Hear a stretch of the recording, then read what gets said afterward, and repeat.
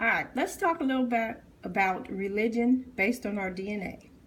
I've had DNA tests done by 4 different companies, and 3 of them came up with ASHKENAZI and SEPHARDI, which is Jewish DNA.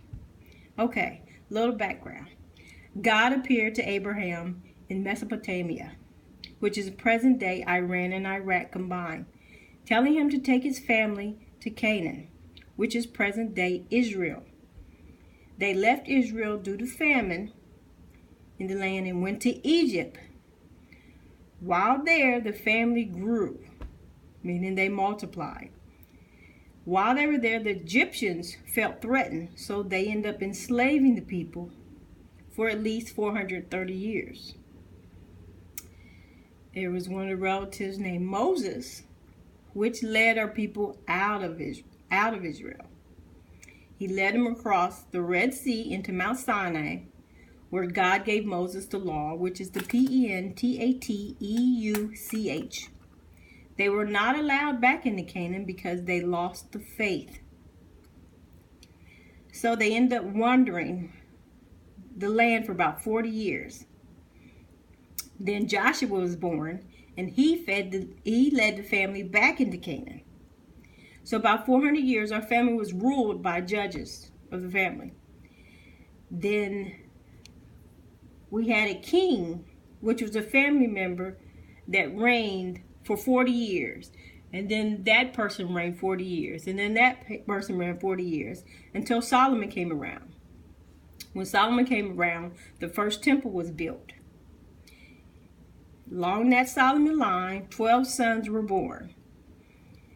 His heart turned away from God. He was too busy into the riches and everything that was going on.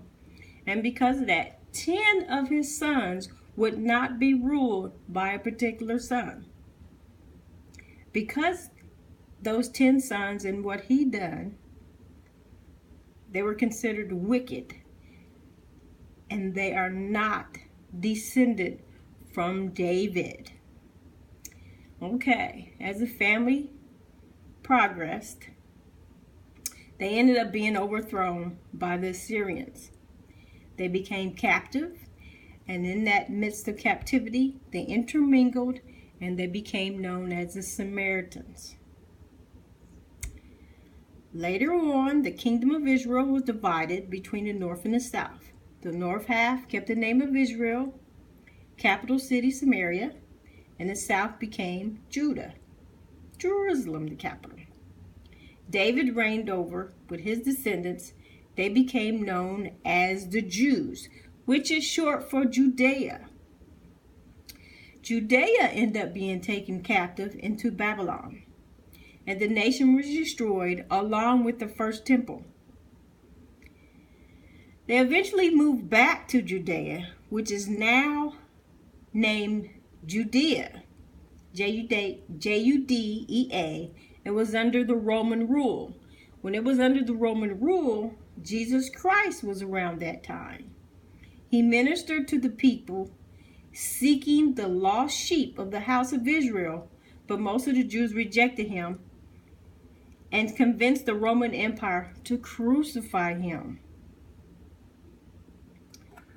Jesus Christ was God's Son who was sent to bring us back to his word. From his Gospels, which is Jesus' Gospels, Christianity was formed. But punishment for the crucifixion of his Son, Jerusalem would be burned, the Jews would be led away as captives. So further down in the year 70 AD, this did happen by the Roman emperor named Titus. He conquered Jerusalem. The Jews remained scattered amongst all nations. But in 1948, Israel became a state. Christians saw this as a miracle. But according to me, God has not called me home, so I will not go until God tells me to go. I've had a special relationship with God since I was 5 years old. He came to me. I don't remember what he said, but I do remember him coming to me. It was scary at the time, but it happened. I was raised up in a religious family. My mother, who raised me, helped me understand a lot of things. Okay, going back to it. Since the temple was destroyed, there were no more animal sacrifices because there was no longer the temple where they did this. Now, let's talk about the Torah, which is the Jewish teaching, contains the Pentateuch, which is the 5 books of Moses, which is the law given to Moses. It includes the Genesis, Exodus, Leviticus, Numbers, Deuteronomy. Right now, based on what I've learned over the past, I try to follow the Pentateuch. I did get most of my teaching from the Bible until I found out later on where the Bible really came from. These books of Moses, the 5 books of Moses, can be found in the Bible and the Talmud. But after the 5 books, if I find them anything, I'll read the 5 books and I won't go any further. Because the Talmud was written by several hundred scholars and it's in their interpretation of what happened. So just basically storytelling in their view.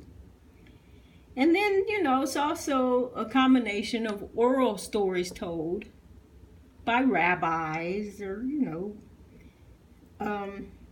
it's just more observant to the words of, something's in my throat.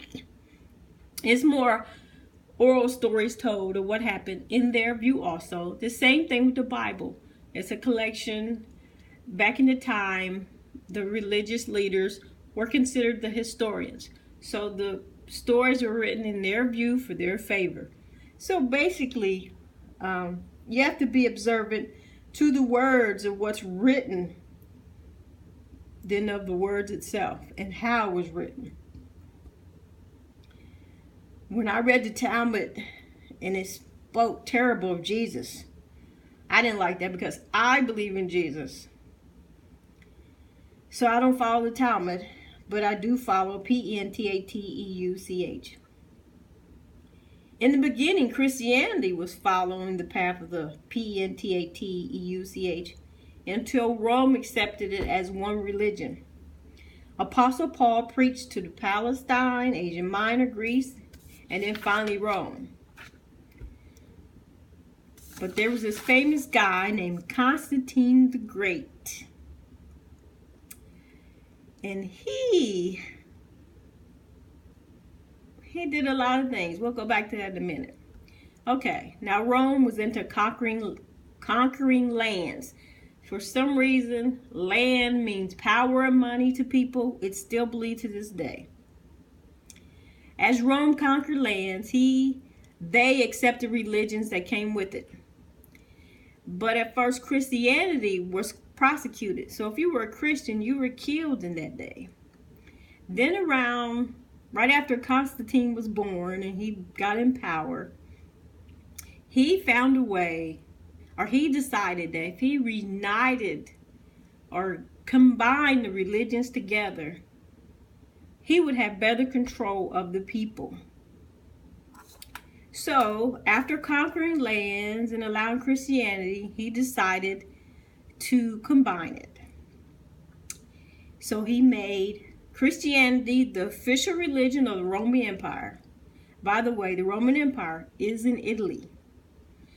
To help unite the Christianity religion, he gave Christian clergy special privileges. Plus, they didn't have to pay any taxes. So that's where them taxes and stuff go in.